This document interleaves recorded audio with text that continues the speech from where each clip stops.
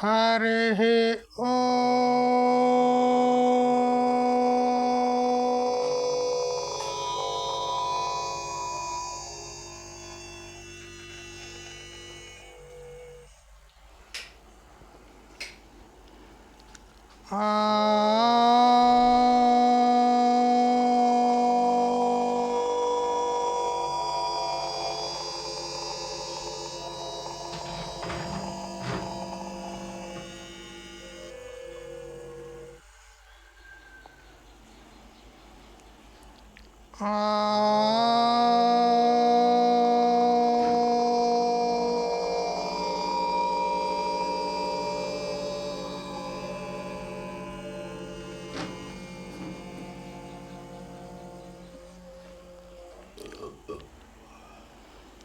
वंशी विभूषितकरान्नवनीरदाभात् पीताम्बरादरुणबिम्बफलाधरोष्ठात् पूर्णेन्दुसुन्दरमुखादरविन्दनेत्रात् कृष्णात् परं किमपि तत्त्वमहं न जाने। व्याख्यामुद्रिकया लसत्करतलं सद्योगपीठस्थितं वामे जानुतले दधानमपरं हस्तं सुविद्यानिधिं विप्रव्रातवृतं प्रसन्नमनसं पाथोरुहाङ्गद्युतिं पाराशर्यमतीव पुण्यचरितं व्यासं स्मरेत् सिद्धये।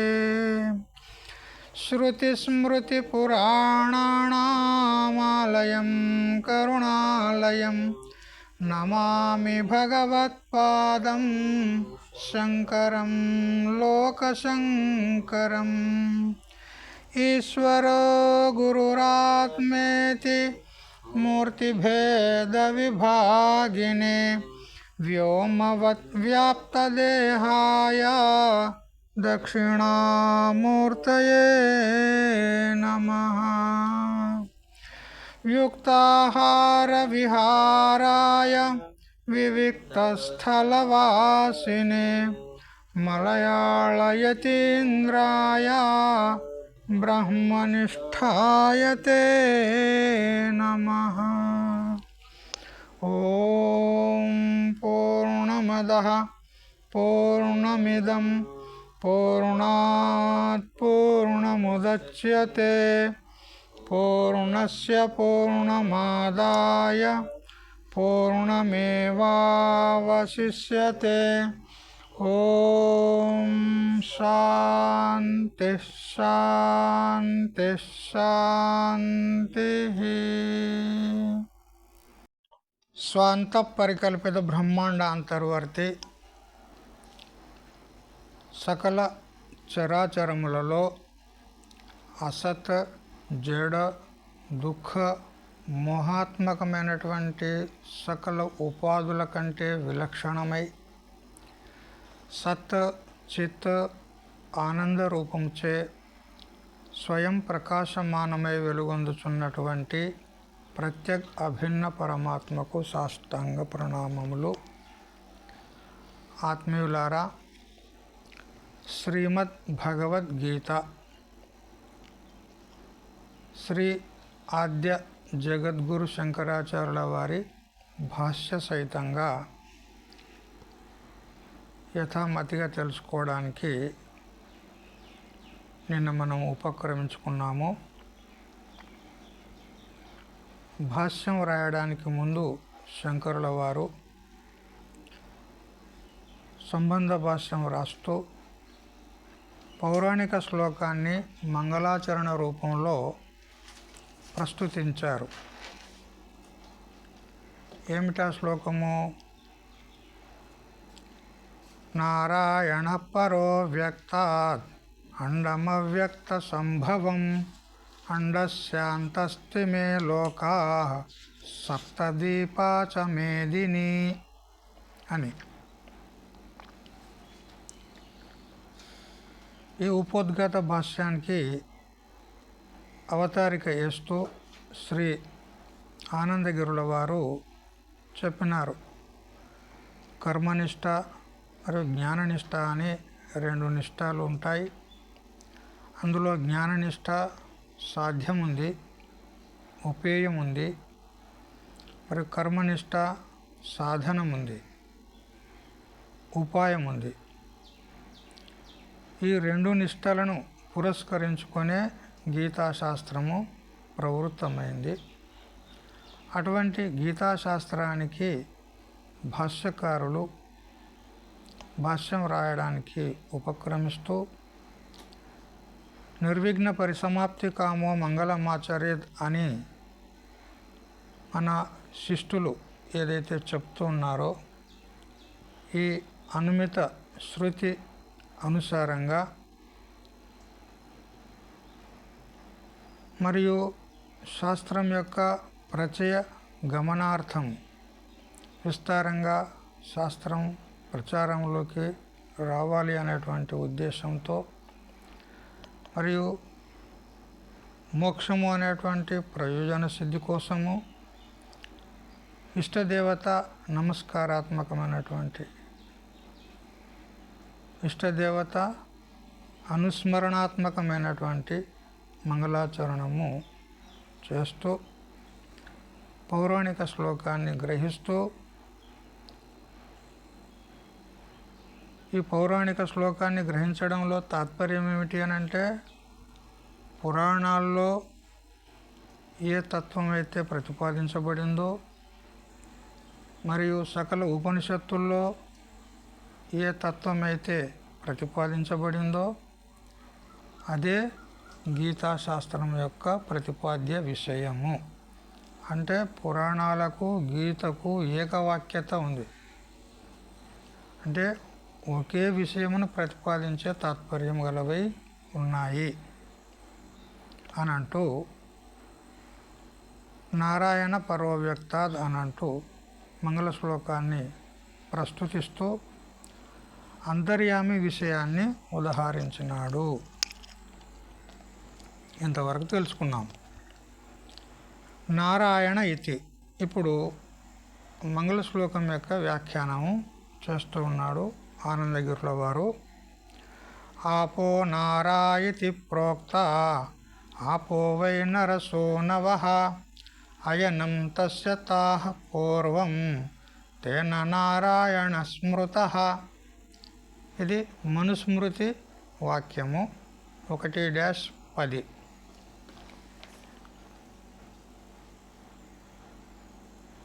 ఆపహ అంటే జలము. ఆ జలమునకే నారా అని అంటారు. మరి జలమునకు నారా అనే శబ్దం చేత వ్యవహారము ఎక్కడ ప్రసిద్ధి ఉంది అని అంటే స్వయంగా మను మహారాజే చెప్పినాడు. ఇక్కడ స్వయమేవ ఆహా తదర్థం మను భగవాన్. స్వయంగా తానే నారా అనే శబ్దం చేత జలము చెప్పబడుతుంది అని అంటూ శ్లోకంలోనే చెప్పినాడు. ఆపోవై నరసూనవః అంటూ. నరసూనవః అంటే నరుని యొక్క సంతానము ఏదైతే ఉందో అది ఆపహ. ఆపహ అనే శబ్దం నిత్య బహువచనాంతం ఉంటుంది. జలములు మనం తెలుగులో జలము అని చెప్పుకుంటాం. నరుని నుండి ఉత్పన్నమైంది జలము,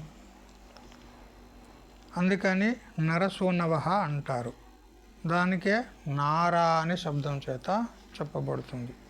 నారా అంటే జలము.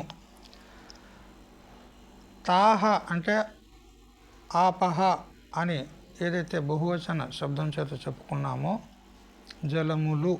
తాహ అంటే జలములు. తస్య అయనం పూర్వం. పూర్వం తస్య అయనం. ఈ జలములు పూర్వము తస్య అంటే ఆ నరునికి, అయనం అంటే ఆశ్రయము ఉన్నందువలన తేన నారాయణ స్మృతః. ఈ కారణం చేత ఆ నరునికి నారాయణుడు అని అంటారు. పూర్వం పూర్వం అంటే సృష్టేహే ప్రాక్, సృష్టి ఉత్పత్తి కంటే పూర్వము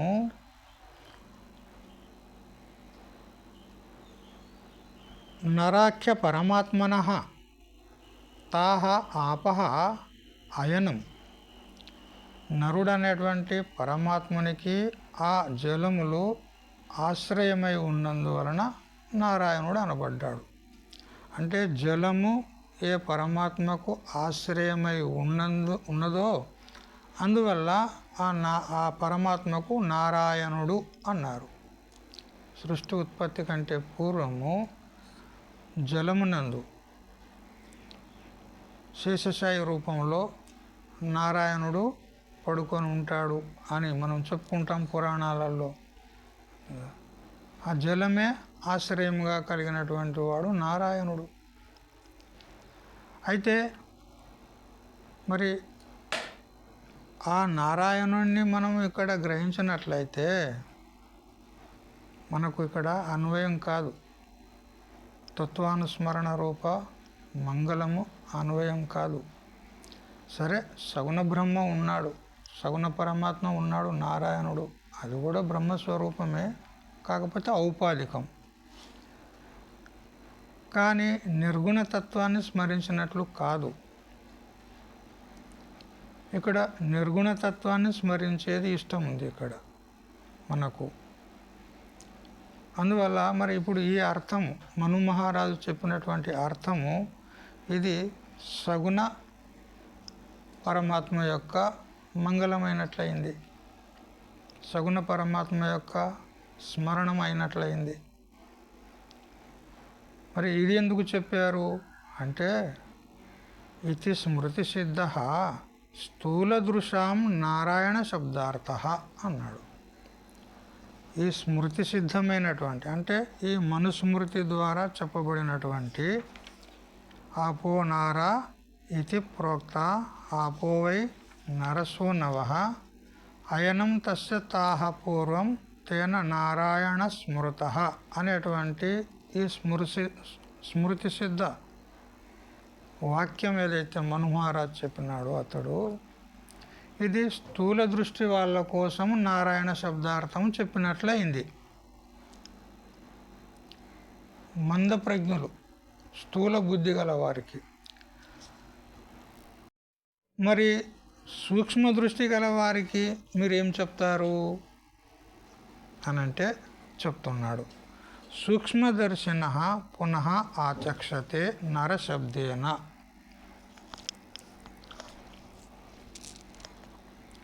సూక్ష్మదర్శిన అంటే సూక్ష్మ దృష్టి కలవారికి పునః ఆచక్షతే మళ్ళీ నారాయణ శబ్దార్థాన్ని చెప్తున్నాడు. మరి సూక్ష్మ దృష్టి గలవారికి నారాయణ శబ్దార్థం మీరు ఎలా చెప్తున్నారు అంటే వినండి. నరశబ్దేన చరాచరాత్మకం శరీరజాతం ఉచ్యతే. నర అనే శబ్దం చేత చరాచరాత్మకమైనటువంటి శరీర జాతం, జాతం అంటే సమూహం, శరీర సమూహం ఏదైతే ఉందో అంటే కొన్ని స్థిర ప్రాణులు ఉన్నాయి, కొన్ని చర ప్రాణులు ఉన్నాయి. ఈ ప్రాణులకు శరీరాలంటూ ఉన్నాయి. ఆ శరీరాల యొక్క సమూహమే ఇక్కడ నరశబ్దేన ఉచ్యతే, నరశబ్దం చేత చెప్పబడుతుంది అన్నాడు. తత్ర అంటే ఆ శరీర జాతమునందు నిత్య సన్నిహితా చిదాభాసా జీవా నారాహ ఇది నిరుచ్యంతే. ఇప్పుడు చెప్పుకున్నాం కదా, చరాచరాత్మకమైనటువంటి శరీర జాతమే నరశబ్దం చేత చెప్పబడుతుంది. ఆ నరశబ్దం చేత చెప్పబడినటువంటి శరీర జాతమునందు నిత్య సన్నిహితమైనటువంటి ఏ చిదాభాసులు ఉన్నారో, జీవులు ఉన్నారో వారికి నారా అని అనాలి. జీవులందరికీ కూడా నారా అనే శబ్దం చేత చెప్పాలి. చిదాభాసుడు చైతన్యం యొక్క ఆభాసము చిదాభాసం. సకల జీవుల యొక్క ఉపాధులైనటువంటి అంతఃకరణాలు ఉన్నాయి కదా, ఆ అంతఃకరణాలలో చైతన్యం యొక్క ఆభాస ఉంటుంది. ప్రతిభాస ఉంటుంది. ఏ విధంగా శుద్ధమైనటువంటి అద్దమునందు ఎదురుగా ఉన్నటువంటి వస్తువు యొక్క కానీ ఆకాశం యొక్క కానీ సహజ ప్రతిభాస అవుతుంది.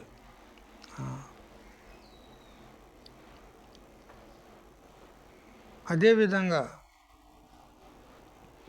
అంతఃకరణం కూడా అపంచీకృత భూతాల యొక్క సమష్టి సత్వగుణ కార్యం కాబట్టి ఆ సత్వగుణ కార్యం ఉన్నందువలన అది శుద్ధం ఉంది అంతఃకరణం అద్దంలాగా. అందువల్ల ఆ అంతఃకరణమునందు చైతన్యం యొక్క సహజ ప్రతిభాస అవుతుంది. సహజంగానే ప్రతిభాస అవుతుంది. ఆ ప్రతిభాసకే, ఆ ఆభాసమునకే చిత్ ఆభాసము, చైతన్యం యొక్క ఆభాసము, చిదాభాసము అంటాం. అయితే ఆ చైతన్యం యొక్క ఆభాస అంతఃకరణంతో తాదాత్మ్యమై ప్రతీతి అవుతున్నందువలన ఆ చిదాభాసములకే జీవులు అని మనం అంటాం. ఇట్లా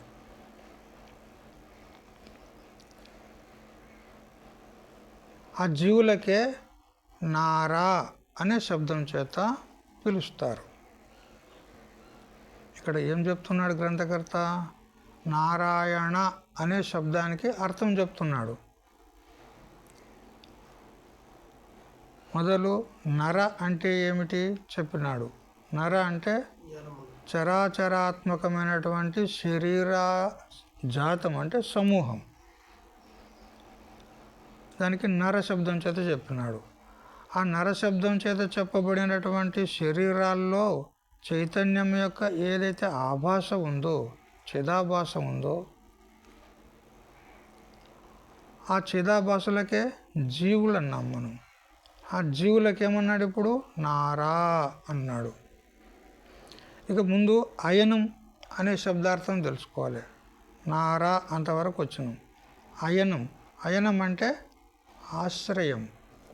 తేషాం అయనం ఆశ్రయో నియామకో అంతర్యామి నారాయణ ఇది.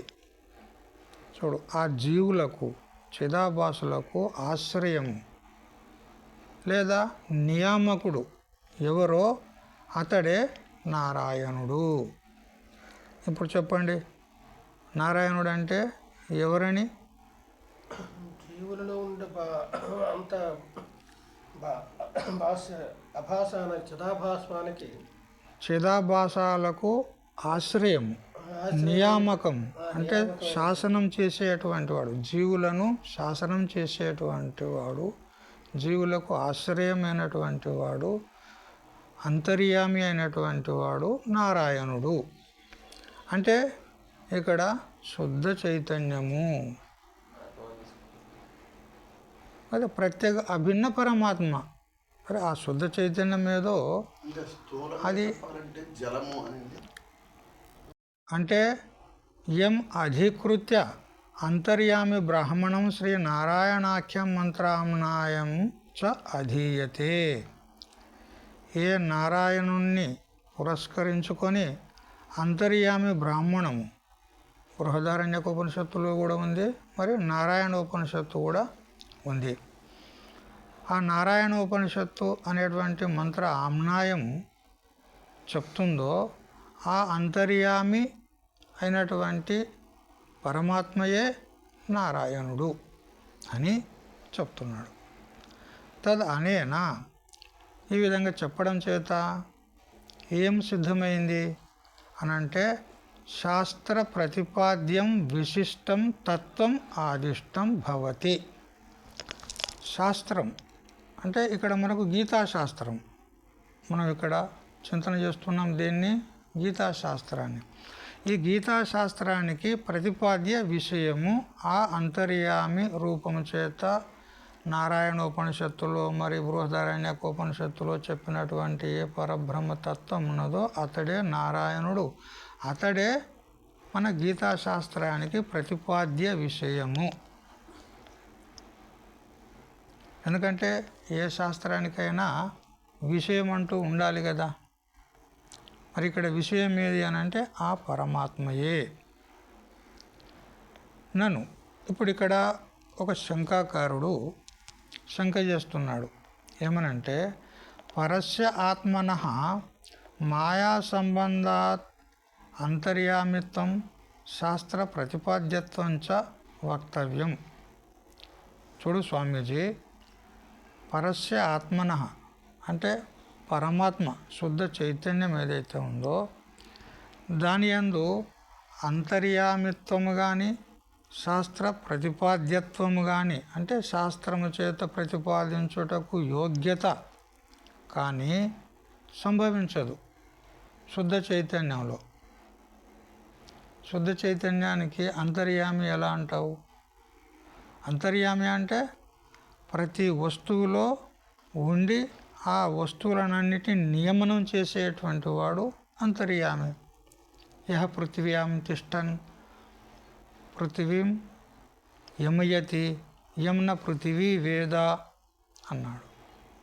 పృథ్వీలో ఉండి ఆ పృథివిని నియమనం చేస్తుంది, కానీ పృథివీ దాన్ని తెలుసుకోదు అని ఏదైతే అంతర్యామి బ్రాహ్మణము సకల వస్తువులలో ఉన్నటువంటి చైతన్యము అన్నిటినీ నియమనం చేస్తుంది, శాసనం చేస్తుంది, మర్యాదలో ఉంచుతుంది. ఆ మర్యాదలో ఉంచుట, నియమనం చేయుట, శాసనం చేయుట అనేటువంటి ఈ స్వభావము శుద్ధ చైతన్యంలో లేదు. ఎందుకునంటే నిరుపాధిక చైతన్యమే వ్యవహారు హోవే నహి. నిరుపాధికమైనటువంటి శుద్ధ చైతన్యంలో ఏ వ్యవహారము లేదు. మరి ఇక్కడ అంతర్యామిత్వము, నియమనం చేయుట అనేటువంటి వ్యవహారము శుద్ధ చైతన్యంలో ఎలా సంభవిస్తుంది? మరి శాస్త్ర ప్రతిపాద్యత్వం కూడా ఎలా సంభవిస్తుంది? శాస్త్రం చేత ప్రతిపాదించుటకు యోగ్యత్వం ఎలా సంభవిస్తుంది? అందుకని మరి ఏం చేయాలంటే మాయా సంబంధాన్ని స్వీకరించినప్పుడే ఈ అంతర్యామిత్వం కానీ శాస్త్ర ప్రతిపాద్యత్వం కానీ సంభవిస్తుంది అని శంకాకారుని యొక్క అభిప్రాయం. అంటే ఇక్కడ శుద్ధ చైతన్యం నందు శాస్త్ర ప్రతిపాద్యత్వము అంతర్యామిత్వం సంభవించదు, విశిష్ట చైతన్యం నందే సంభవిస్తుంది. మాయా విశిష్టమైనటువంటి చైతన్యం నందే ఈ అంతర్యామిత్వము కానీ శాస్త్ర ప్రతిపాద్యత్వము కానీ సంభవిస్తుంది. అందుకని మాయను స్వీకరించండి మీరు. అన్యథా అట్లు కాని ఎడల కూటస్థ అసంగ అవిషయ అద్వితీయస్య తదయోగాత్. వాస్తవంగా శుద్ధ చైతన్యం ఎలా ఉంది? కూటస్థం, నిర్వికారం. కూటస్థం అంటే నిర్వికారమైనటువంటి చైతన్యం. ఏ విధంగా కమ్మరవాణి దగ్గర కానీ కంసాలి వాణి దగ్గర కానీ స్వర్ణకారుణులు ఉంటారు కదా, వారి దగ్గర ఒక దాగిలి అని ఇనుప ముద్ద ఉంటుంది.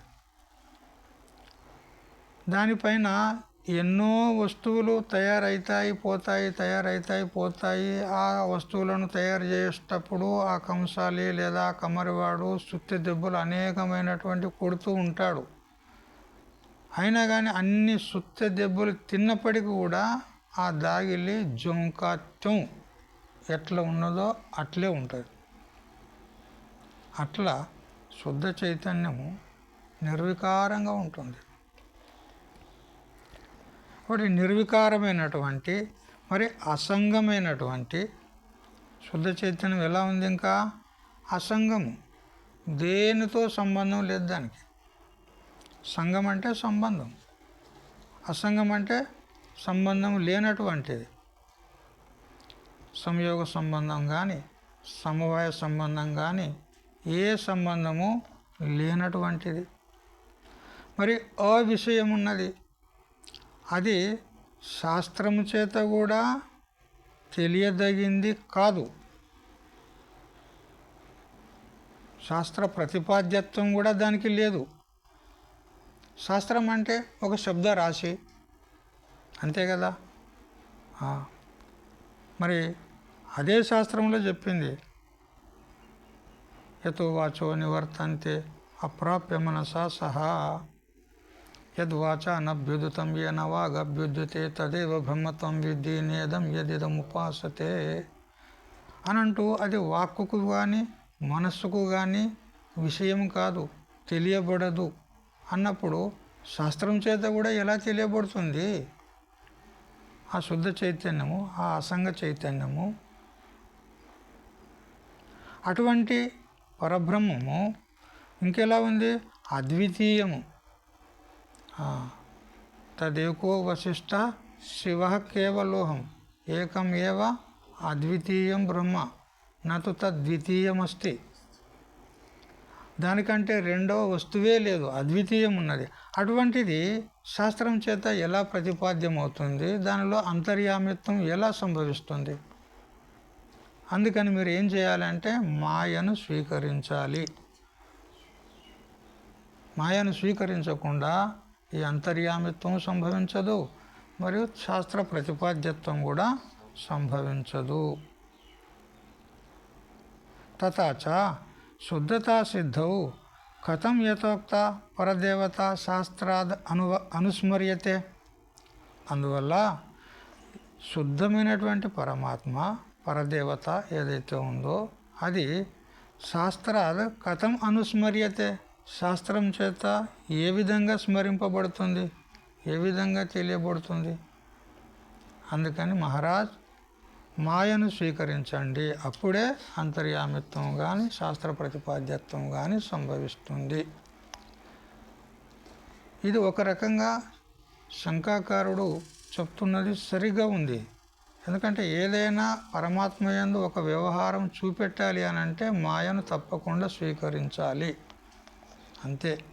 సర్వజ్ఞత్వం కానీ, సర్వశక్తిత్వం కానీ, సృష్టి స్థితి లయ కారణత్వం కానీ, ఏదైనా ఒక వ్యవహారం చూపెట్టాలంటే మాయను స్వీకరించకుండా కేవలం శుద్ధ చైతన్యం నందు ఏ వ్యవహారం లేదు. ఉన్నది ఒకటే ఒకటి ఉన్నది, దానిలో వ్యవహారం ఎలా సంభవిస్తుంది? ఈ విధంగా శంకాకారుడు శంక చేస్తే, అవును నాయనా, నువ్వు అన్నది సరిగ్గానే ఉంది, కొంచెం ఓపిక పట్టు, అది కూడా చెప్తాము.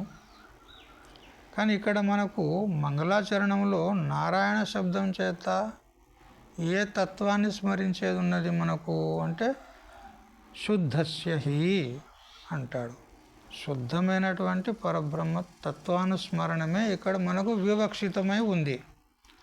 అందువల్ల నారాయణ శబ్దానికి మేము శుద్ధ చైతన్యము అని చెప్తూ వస్తున్నాము. అందుకని తస్మాత్ పరో శుద్ధస్య హి తత్వస్య అనుస్మరణం అభీష్ట ఫలవద్ అభీష్టం. అందుకని శుద్ధస్య హి తత్వస్య, శుద్ధతత్వమునే ఇక్కడ మనం అభీష్టముగా స్మరించదగినది ఉంది. అందుకని శుద్ధ చైతన్యమే మనకు యథార్థమైనటువంటి తత్వము. ఆ తత్వాన్ని స్మరించుటే మంగళమవుతుంది అని చెప్తూ, ఆ శుద్ధతత్వము ఎలాంటిది అంటే ఇప్పుడు నువ్వు శంక చేసినట్లుగా మాయా సంబంధము కలది కాదు. ఆ శుద్ధతత్వం ఏదైతే ఉందో అది మాయా సంబంధం కలది కాదు అని అంటూ శ్లోకంలోనే ఉంది చూడు అంటాడు. ఏమిటది? పరో వ్యక్తాత్ ఇది. అవ్యక్తాత్ పరహ. అవ్యక్తం అంటే మాయ, దానికంటే పరమున్నది అన్నప్పుడు మాయా సంబంధం లేదని సిద్ధమవుతుంది ఇక్కడ. ఆ శుద్ధ తత్వం ఏదైతే ఉందో దానికి మాయ యొక్క సంబంధం లేశమాత్రం కూడా లేదు. అవ్యక్తం అంటే అవ్యాకృతం అన్నాడు. అవ్యాకృతం అన్నా అవ్యక్తం అన్నా ఒకటే. దానికి ఇంకా అనేక పర్యాయ శబ్దాలు కూడా ఉన్నాయి. మాయా, దానికి మాయా అని కూడా అంటారు. ఇది అనర్థాంతరం, అంటే అర్థాంతరం అంటే వేరే అర్థం, అనర్థాంతరం అంటే వేరే అర్థం లేదు. మాయా అన్నా, అవ్యక్తమన్నా, అవ్యాకృతమన్నా ఇవి పర్యాయ శబ్దాలు. ఒకే అర్థం, వేరే అర్థం లేదు ఇక్కడ. ఒకే అర్థాన్ని ఇచ్చేటువంటి అనేక శబ్దాలకు పర్యాయ శబ్దాలు అంటారు. ఏ విధంగా ఘటం అన్నా కుండనే, కలశమన్నా కుండనే కదా, కుంభమన్నా కుండనే, అర్థం ఒకటే కానీ శబ్దాలు అనేకం ఉన్నాయి. అదేవిధంగా ఇక్కడ మాయ అన్నా, అవ్యక్తం అన్నా, అవ్యాకృతం అన్నా ఇవి పర్యాయ శబ్దాలు. ఈ మాయా అనబడు అవ్యక్తము కంటే కూడా ఆ శుద్ధ తత్వం ఏదైతే ఉందో అది పరమై ఉంది అంటాడు. భిన్నంగా ఉంది, మాయతో సంబంధం లేనిదే ఉంది. తస్మాత్ పరో వ్యతిరిక్త తేన అసంస్పృష్ట అయం పరః. చూడు, తేన అంటే ఆ మాయ చేత, ఆ అవ్యక్తం చేత, అసంస్పృష్ట దానికి సంబంధమే లేదు, అందువల్ల పరః అని చెప్తున్నాడు. పరమాత్మ మాయా సంబంధ రహితం ఉంది.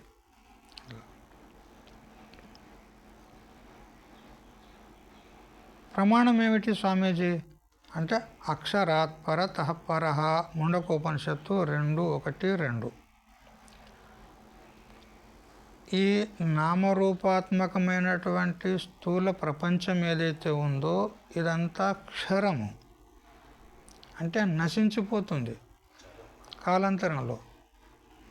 చూడండి, ఇప్పుడు మన శరీరాలు ఉన్నాయి, ఇవి కాలాంతరంలో నశించిపోతాయా లేదా? అట్లే వృక్షాలు, గుల్మాలు, లతలు ఇవన్నీ కూడా నశించిపోతున్నాయా లేదా? చివరికి సంపూర్ణ పంచభూతాలు, స్థూలభూతాలు కూడా విలయాన్ని పొందుతాయా లేదా? ఈ స్థూల ప్రపంచం అంతా కూడా క్షరమున్నది, నాశవంతం ఉన్నది. దీని అపేక్ష చేత మాయ ఏదైతే ఉందో ఈ స్థూల ప్రపంచానికి కారణం, అది అక్షరమున్నది, అంటే క్షరము కానిది, నశించనిది. ఎవరు? మాయ, అవ్యక్తం. నశించదు. దేని యొక్క ఆపేక్షిక నాశనం లేదు దీనికి. అంటే ఇప్పుడు ఏ విధంగా సాపేక్షికము, నిరపేక్షికము అని ఇట్లా 2 శబ్దాలు వస్తూ ఉంటాయి మనకు శాస్త్రంలో. ఏ విధంగా ఇప్పుడు ఈ కొత్తపేంట అనేటువంటి గ్రామం,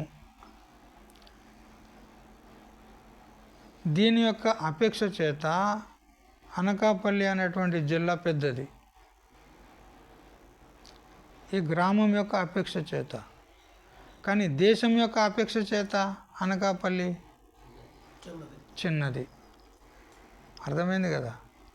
ఇది ఆపేక్షిక వ్యాపకత అంటారు. ఇక్కడ కూడా ఈ అక్షరం ఏదైతే ఉందో ఇది ఆపేక్షికమైనటువంటి అక్షరము, ఏది అవ్యక్తం.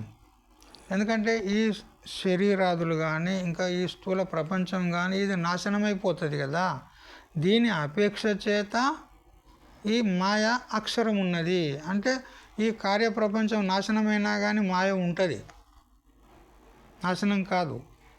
కానీ బ్రహ్మం యొక్క అపేక్ష చేత చూసినట్లయితే అక్షరం కాదు మాయ కూడా, అది కూడా నాశనం అవుతుంది. జ్ఞానోత్తర కాలంలో ఎక్కడ ఉన్నది మాయ, అది కూడా నాశనమైపోయేదే. కానీ కార్యప్రపంచం యొక్క అపేక్ష చేత అక్షరము అని చెప్పబడింది అంతే. అందుకే ఆపేక్షికమైనటువంటి అక్షరత్వం ఇది. అంటే ఇప్పుడు మనకి తత్వతః మాయా సంబంధ అభావే అపి. చూడు చెప్తున్నాడు ఇక్కడ, వాస్తవంగా విచారం చేస్తే ఏ శుద్ధ చైతన్యము నారాయణుడు ఉన్నాడో, పరబ్రహ్మతత్వం ఉందో, దాని చేత మాయా సంబంధ అభావే అపి, తత్వత అంటే వాస్తవంగా విచారం చేసి చూసినట్లయితే మాయా సంబంధం దానికి ఎప్పుడూ లేదు. అపి అయినా కూడా అంటాడు. మాయా వాస్తవంగా స్వరూపం చేత లేనే లేదు. ఆ మాయ చేత పరబ్రహ్మకు సంబంధం కూడా లేదు. అయినా కూడా కల్పనయా అన్నాడు చూడు. కల్పన చేత తదీయ సంగతిం అంగీకృత్య, ఆ కల్పన చేత మాయను కల్పన చేసుకొని ఆ మాయ చేత ఈ పరబ్రహ్మకు సంబంధాన్ని కూడా కల్పించి అంతర్యామిత్వాదికం ఉన్నేయం, ఈ అంతర్యామిత్వం కానీ శాస్త్ర ప్రతిపాద్యత్వం కానీ సర్వజ్ఞత్వం కానీ సర్వశక్తిత్వం కానీ సృష్టి స్థితిలయ కారణత్వం కానీ ఇవన్నీ కూడా మనం ఊహించుకోవాలి. ఎప్పుడు మాయను స్వీకరించినప్పుడే. మాయను స్వీకరించకపోతే ఏదీ లేదు. సర్వజ్ఞుడు కాదు, సర్వశక్తిమంతుడు కాదు, సాక్షి కాదు, కూటస్థుడు కాదు, ఏదీ కాదు. ఇవన్నీ కూడా మాయను స్వీకరించినప్పుడే ఈ సర్వంతర్యామిత్వం కానీ శాస్త్ర ప్రతిపాద్యత్వం కానీ ఇవన్నీ కూడా సంభవిస్తుంటాయి. యస్మాత్ ఎందువలనైతే ఈశ్వరస్య వ్యతిరేకో వివక్షిత, ఎందువలనైతే ఈశ్వరుడు అంటే ఇక్కడ మనం శుద్ధ చైతన్యాన్ని తీసుకుందాము ఈశ్వర శబ్దం చేత.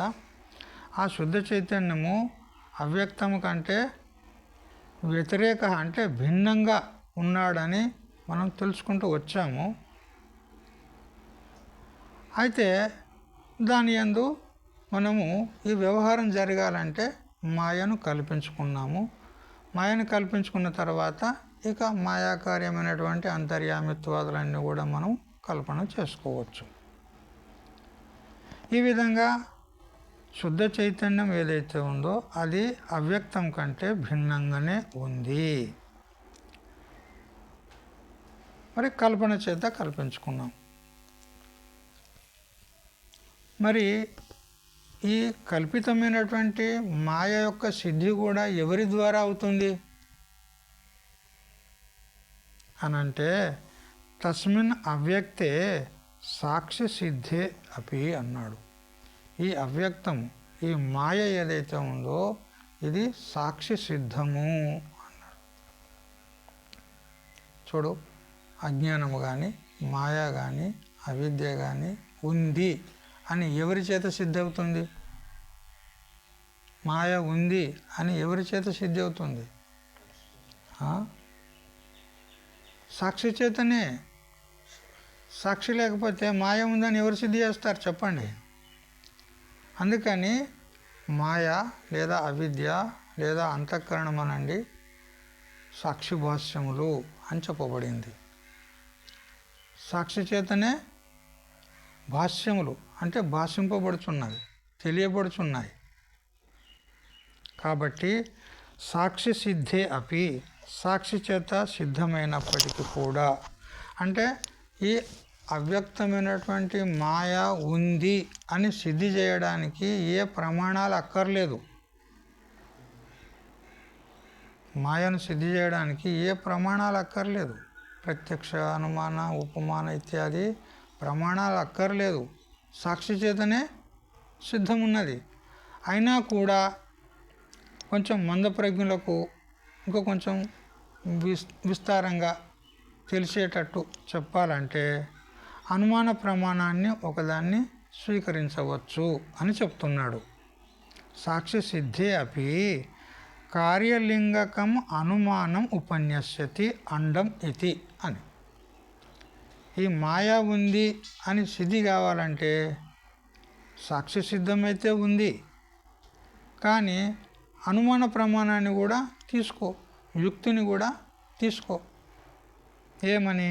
అండం ఇతి అంటాడు. ఈ అండం అంటే ఏమిటి అంటే హిరణ్య గర్భుడు, సూక్ష్మ ప్రపంచ అభిమాని, సమష్టి సూక్ష్మ ప్రపంచ అభిమాని హిరణ్య గర్భుడు. సూక్ష్మ ప్రపంచం అంటేనే హిరణ్య గర్భుడు. అది కార్యము. ఎవరి కార్యము? ఆ అవ్యక్తం యొక్క కార్యము, మాయా కార్యం. ఆ కార్యము చేత మాయ ఉంది అని మనం అనుమానం చెయ్యాలి అంటాడు.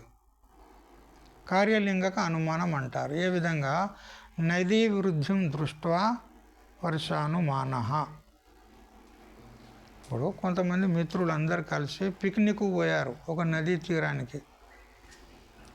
వారు అక్కడ నదిలో స్నానం చేశారు, జపము తపము అవి ఇవి చేశారు, ఇంకా సత్సంగం కూడా చేసుకుంటూ ఉన్నారు అక్కడ.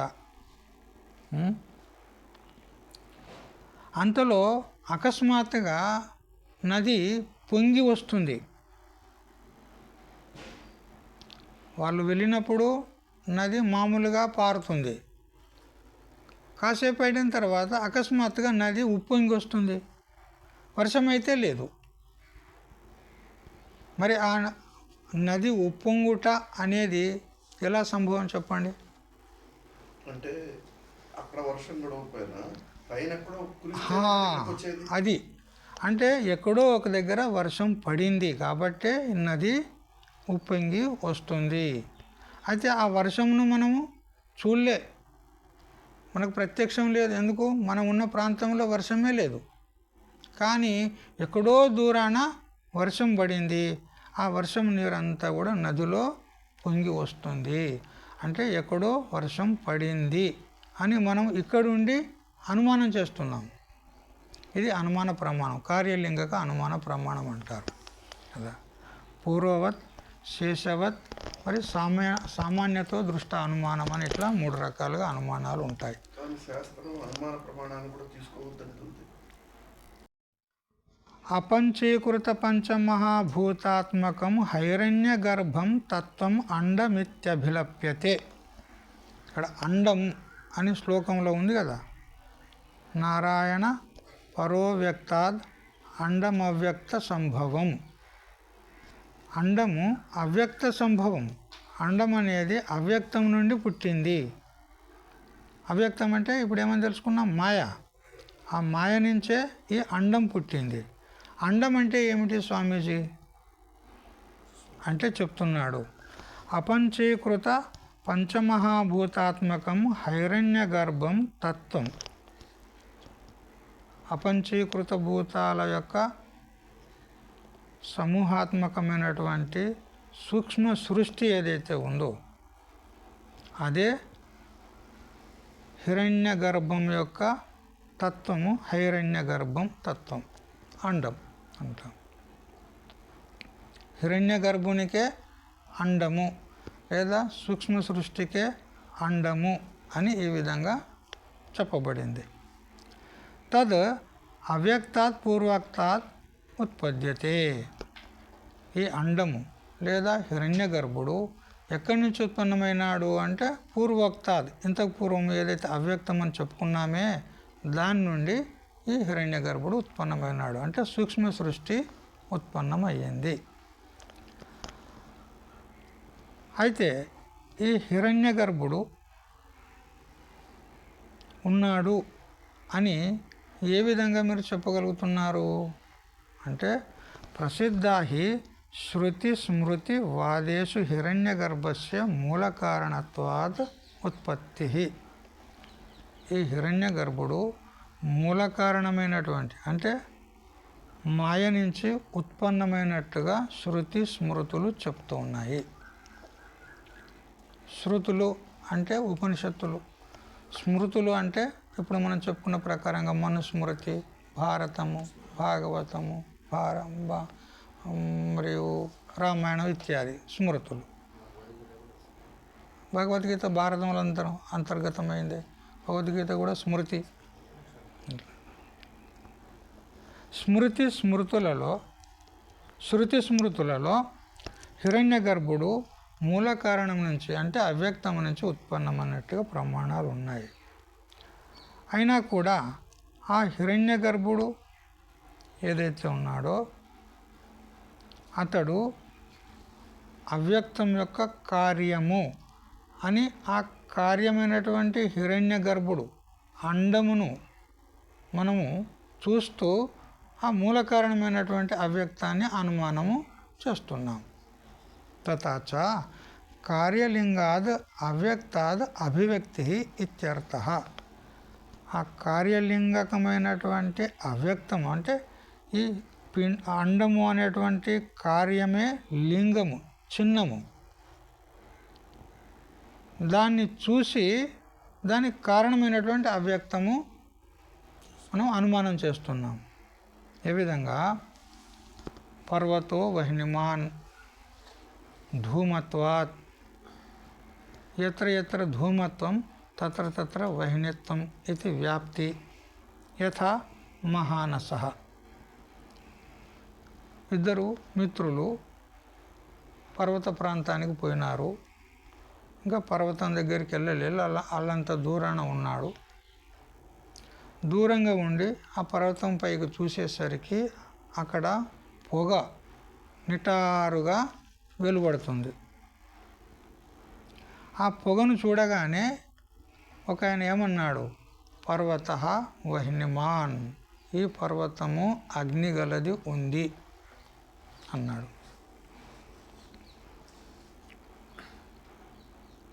ఎలా చెప్పగలుగుతున్నావు? పొగను చూసి కదా. ఎందుకంటే ఎక్కడెక్కడ పొగ ఉంటుందో అక్కడక్కడ అగ్ని ఉంటుంది అనేటువంటి వ్యాప్తి, పొగకు అగ్నికి అవినాభావ సంబంధ రూప వ్యాప్తి స్మృతి పథంలోకి వచ్చింది. ఆ స్మృతి కలగాలంటే పూర్వం అనుభవించింది ఉండాలి. ఎక్కడ అనుభవించాడు? పూర్వము మహానసమునందు, అంటే వంట ఇంటిలో కట్టెలు పెట్టి మండిస్తే ఆ అగ్ని అయ్యింది.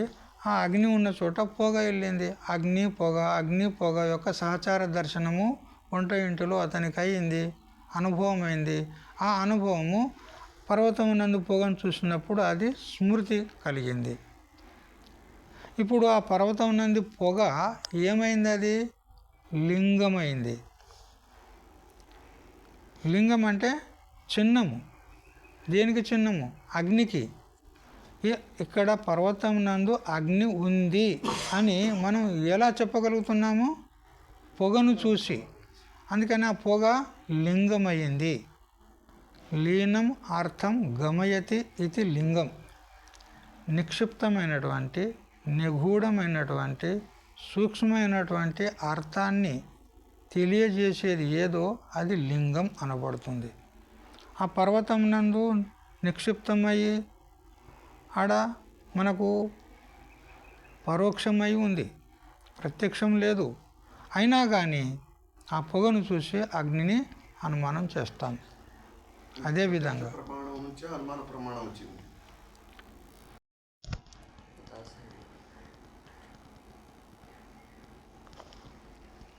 కార్యలింగక అవ్యక్తాద్ అభివ్యక్తి ఇత్యర్థః.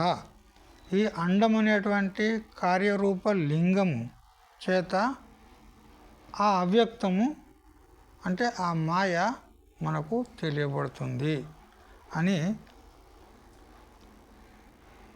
అనుమాన ప్రమాణం చేత మాయను సిద్ధి చేయడం జరిగింది.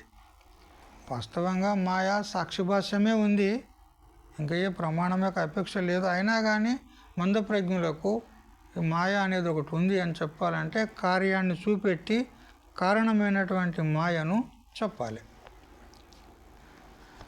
హిరణ్య గర్భే శృతి స్మృతి సమధిగతే అపి. హిరణ్య గర్భుడు శృతుల చేత స్మృతుల చేత తెలియబడినప్పటికీ కార్యలింగకం అనుమానం అస్తి ఇది మన్వాన విరాడ్ ఉత్పత్తిం ఉపదర్శయతి అండస్య ఇది. హిరణ్య గర్భుడు శృతుల చేత స్మృతుల చేత తెలియబడినప్పటికీ కూడా కార్యలింగక అనుమానం చేత కూడా హిరణ్య గర్భుణ్ణి మనం సిద్ధి చేయవచ్చు. మరి హిరణ్య గర్భుని యొక్క కార్యం ఏమిటి అంటే విరాట్, స్థూల ప్రపంచం. ఈ స్థూల ప్రపంచాన్ని చూసి దీనికి కారణము సూక్ష్మ ప్రపంచము, హిరణ్య గర్భుడు ఉన్నాడు అని మనం అనుమానం చేయవచ్చు అని ఇప్పుడు స్థూల ప్రపంచాన్ని చూపెడుతూ ఉన్నాడు. అండశాంత స్థిమే లోకా సప్తదీపాచ మేదిని అంటూ శ్లోకంలో చెప్పినాడు. అండస్య అంతః, ఆ అండం యొక్క లోన, అండం అంటే హిరణ్య గర్భుడు, సూక్ష్మ ప్రపంచం. ఆ హిరణ్య గర్భునిలోనే ఈ స్థూల ప్రపంచం ఉన్నది. సూక్ష్మ ప్రపంచం కంటే స్థూల ప్రపంచం వేరే లేదు.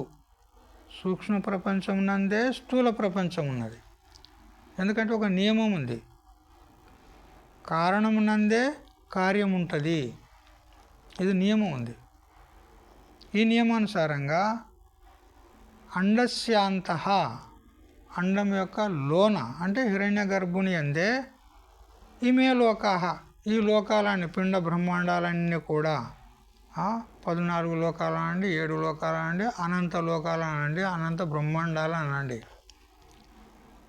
మరియు సప్తద్వీపాచ మేదిని, 7 ద్వీపాలతో కూడినటువంటి పృథివీ ఏదైతే ఉందో ఇది ఆ అండమునందే ఉంది, హిరణ్య గర్భుని అందే ఉంది.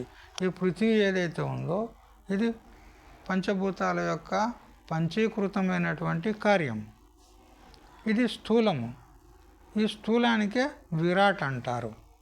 ఈ విరాట్ సూక్ష్మమునందే ఉంది, హిరణ్య గర్భుని అందే ఉంది అని శ్లోకం యొక్క ఉత్తరార్థాన్ని కూడా చెప్పినాడు.